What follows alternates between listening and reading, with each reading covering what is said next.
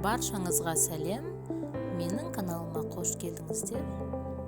Бүгін мен сіздермен оңай әрі тез жасалатын пирогтың түрімен бөлісетін боламын. Үйдегі бар затпен жасай беруге болады. Алдымен бір жұмыртқаны жарып, үстіне бір стақан қант салып, араластырып аламыз кішкене.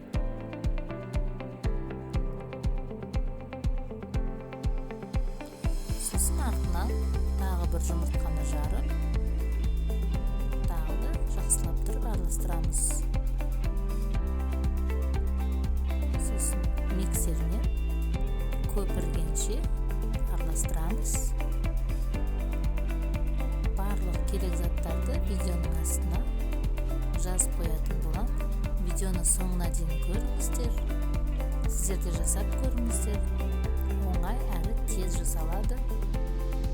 Сосын үстіне бір бокал сүтімізді құйып, 3 ас қасық сұйық май құйып араластырамыз.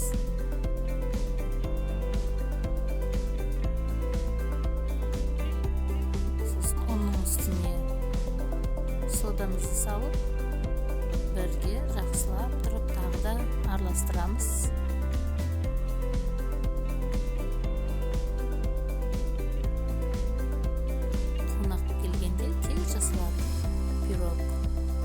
Және табамызды осылай май жағып аламыз, астына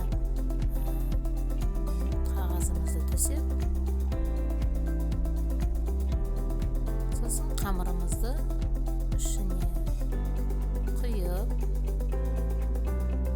ысып тұрған пешке 180 градусқа пісіреміз. Сәл қызарған кезде зубочисткамен тексеріп аласыздар. Міне біздің пирогымыз пісіп жатыр. Міне дайын болды. Тез ғана піседі. Пирогымызды алып, мен бетіне крем жағып, осындай үйдегі бар печеньемен сәнділеп қойып, кішкене суығаннан кейін кесіп, қараңыздаршы, сондай жұмсақ, сондай кескен кезде де тез кесіледі, әдемі көтерілген, прям аппетитно. Шай ішкенге, таңғы асқа жасаңыздар болады. Менің каналыма лайк басып, тіркеліп, қоңырауша белгісін баса кетіңіздер. Сіздермен болған Мақпал. Сау болыңыздар.